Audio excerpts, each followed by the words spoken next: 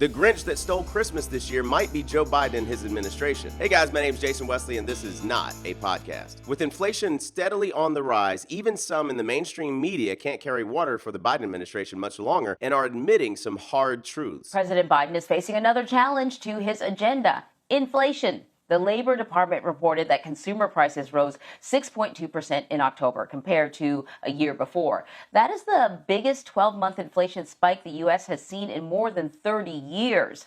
And despite Jen Psaki saying 6 months ago that the benefits of infrastructure bill outweigh the concern over inflation. But we also take inflationary risk incredibly seriously, and our economic experts have conveyed that they think this would be temporary and that the benefits far outweigh the concern.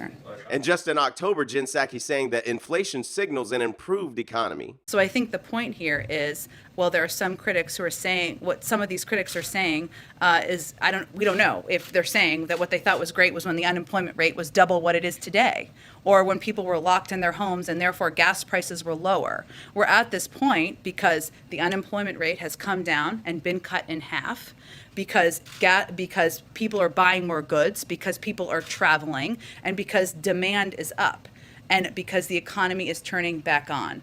And then in November, a month later, said that inflation shouldn't be used as a political cudgel. Andrea, first let me say that, a lot of the talk about inflation, I'm not saying from you, but in general out there, has been, it's become a political cudgel, and it shouldn't be. It's impacting, as you said, millions of Americans, no matter their political party, and that's certainly of concern to the president.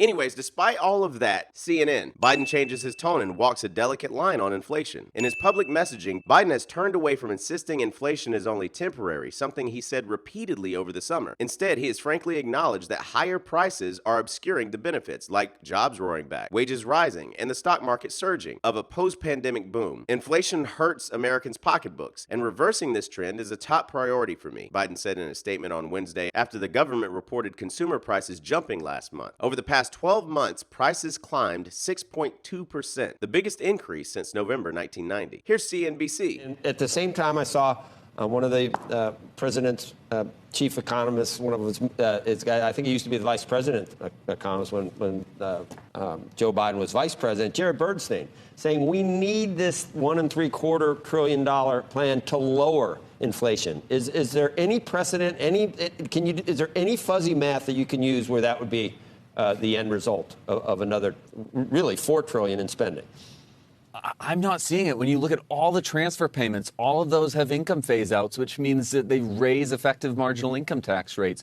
When you look at the business tax provisions, whether it's on the corporate tax, whether it's on the buyback surcharge, which is going to impede the reallocation of capital from cash-rich firms without profitable investment opportunities to cash-poor firms.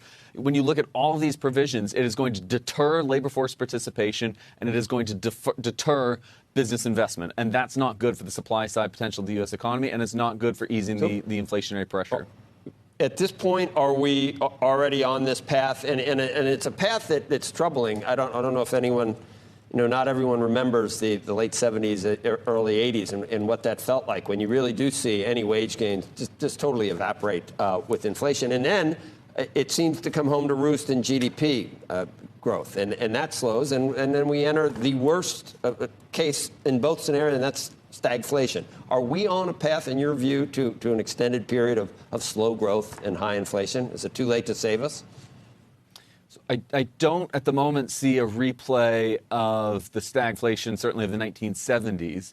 But when I look at the bond market, certainly I think the bond market is telling us that there is an expectation, and I think it's a reasonable expectation, that inflation is going to remain substantially elevated. We see that when we look at the 5- and 10-year inflation break-evens.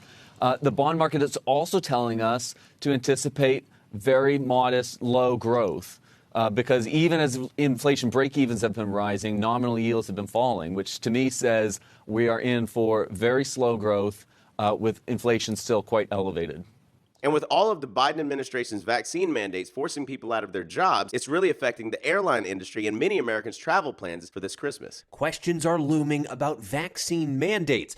and if airports will have enough employees to handle that crush of passengers. TSA employees have now passed the date where they could get the shot in order to be immunized by the government's November 22nd deadline for federal employees. The TSA won't tell us how many of its workers are still not vaccinated, but as of 3 weeks ago, 40% had not received a shot. A source telling ABC they don't expect Thanksgiving travel to be impacted by potential terminations, saying after the 22nd, TSA workers who remain unvaccinated will be called to meet with supervisors to be counseled and educated on getting vaccinated. If they still don't get the shot, they'll receive a warning, and after that, they'd be subject to termination. Here's ABC acknowledging soaring gas prices.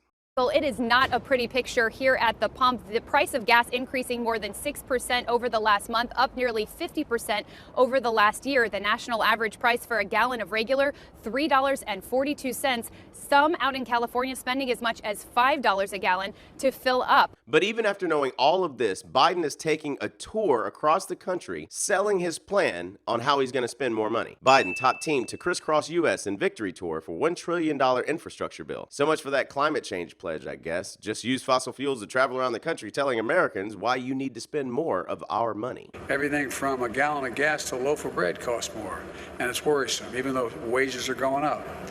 We still face challenges, and we have to tackle them. We have to tackle them head on. So this is sort of basic supply and demand stuff. Will you be my alibi?